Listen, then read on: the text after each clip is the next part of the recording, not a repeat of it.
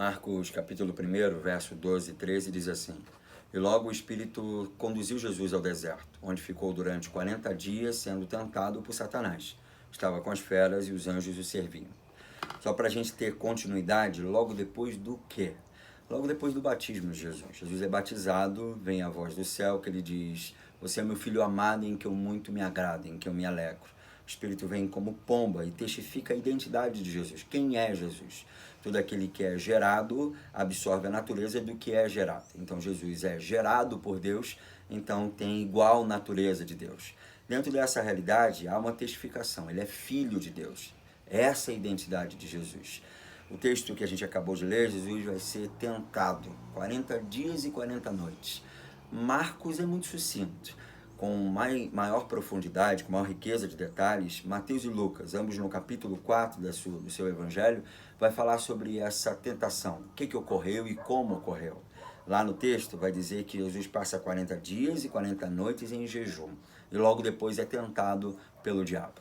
Essa questão de tentação, Jesus ensinou a gente a orar dizendo: não nos deixes cair em tentação. A realidade da tentação sempre é tida como algo de fora, externo. Nós somos propostos, ou nos é proposto, que a gente cai em algum delito, algum erro.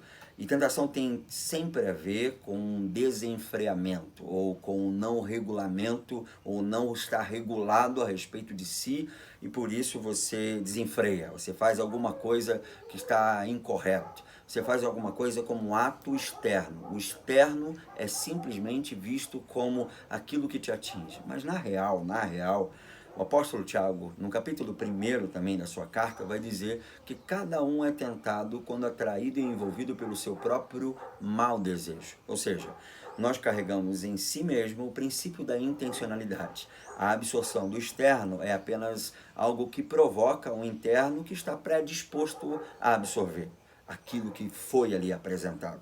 Deu para entender? A ideia é, quando você é tentado porque há predisposições internas para cair naquilo. Não nos deixes cair em tentação ajuda a gente a refrear, ajuda a gente a entender como funciona esse negócio, como a gente funciona. Diferente da ética grega, que tinha sobre si a ideia de que o homem conseguiria obedecer porque dentro de si havia um bem supremo, ou o bem supremo lhe habitava para que ele fosse bom, a ética judaica já não trabalhava desse jeito. Ela criava e trazia os mandamentos para que pudesse ajudar o homem no refrear. O apóstolo Paulo vai entender isso. Ele vai dizer, olha, quando a gente, no capítulo 5 de Romanos, quando a lei vem para ressaltar o pecado. E agora a gente erra porque a lei disse que a gente erra. Não, a lei só veio trazer luz àquilo que incomodava a gente, dizendo, por que eu não consigo? Por que não dá? E a lei faz um raio-x, mas só o raio-x. Como é que a gente conserta essa fissura? Como é que a gente conserta isso que está aqui dentro? A ética judaica tenta resolver, mas Jesus também critica a ética judaica, dizendo, olha só, no fundo, vocês só fazem porque vocês querem aparecer. É por superfície. Ficam nas sinagogas ensinando, ficam nas praças públicas orando, ficam fazendo as suas exposições de uma ética que não é ética, é estética. Então, não poderia dizer que é uma ética judaica, eu diria que é uma estética do judaísmo, uma estética apresentada naquela época, a estética do fariseu. Jesus é contra essa estética que se reveste de ética. Ele fala que isso está completamente contrário. Jesus vai para a ética da obediência. É isso daqui, ó. É dessa maneira. Você ou é isso ou aquilo. Nesse princípio de uma ética de radicalidade, de uma obediência que entende-se por dentro, porque você precisa consertar essa fissura aqui depois do raio-x, e essa fissura só é consertada quando você abre mão para que alguém conserte aqui dentro.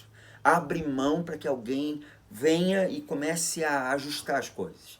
Eu conheço uma pancada de gente que diz assim, eu não consigo fazer. Mas você não vai. Eu também não consigo. Tem uma porção de coisa que eu não consigo refrear. É por isso que a semelhança de Paulo a gente diz, vivo não mais eu, mas é Cristo que vive em mim. Ele assumiu agora. Ele é a minha referência para que de dentro para fora as coisas comecem a mudar. E não é só referência, não. Ele é aquele que assumiu em mim todas as rédeas necessárias da minha existência. Por isso, Hebreus também diz pra gente algo que eu quero ler. Ele fala assim, capítulo 2, o escritor diz no verso 18, pois naquilo que Jesus mesmo sofreu quando foi tentado, é poderoso para socorrer os que são tentados. Então acredite, ele foi tentado em absolutamente tudo. E ele sabe o que é necessário para o refreamento da nossa vontade. Isso que já habita a gente por esse desejo e essa intencionalidade de absorção do externo. Agora, quando ele é o condutor, é ele quem mora, fique tranquilo. As decisões começam a tomar um rumo diferente. Essa é a minha oração para você.